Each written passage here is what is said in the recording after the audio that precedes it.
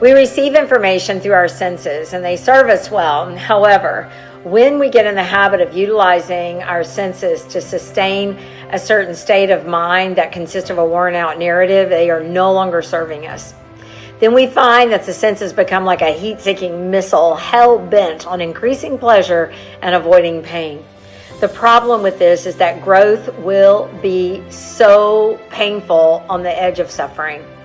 And to expand beyond our current concept of self, this can be painful.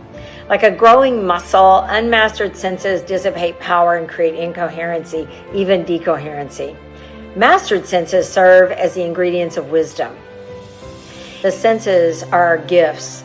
They are our portals of experience. If they are unmastered, they bind us to the cycles of pleasure and pain. The taste of something sweet becomes a longing. The sting of something bitter becomes aversion. This endless chase disperses our vital force and clouds our wisdom.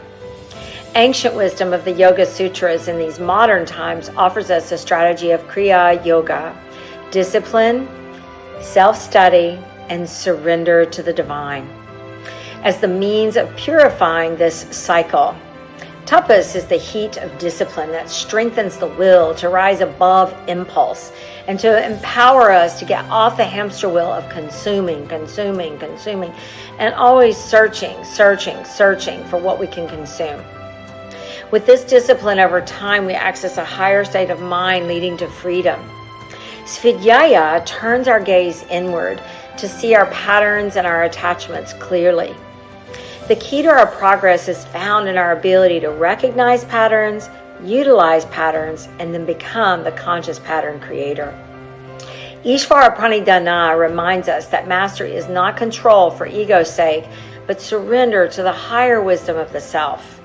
This serves as a direct conduit to the wisdom of nature, the wisdom of the universe.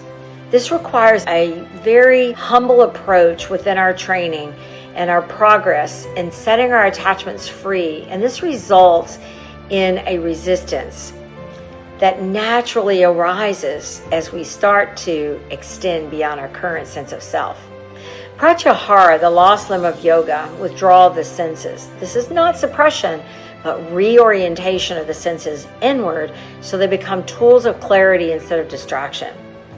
When we no longer swing helplessly between pain and pleasure, the senses become a steady lens through which our wisdom can shine. I'd like to invite you to take a moment to turn your attention inward. And if you can remember a moment of craving or aversion, ask, how did it dissipate your energy? Was there a deeper truth hidden beneath the surface impulse? Pay attention to your breathing. As you gradually begin to draw your attention inward, you'll start to notice that as cravings or aversions arise, that there's something deeper. And when we can take a moment to pause, draw inward through breath, and exhale through breath, letting go, we might begin to find that we'll see that something deeper. Namaste.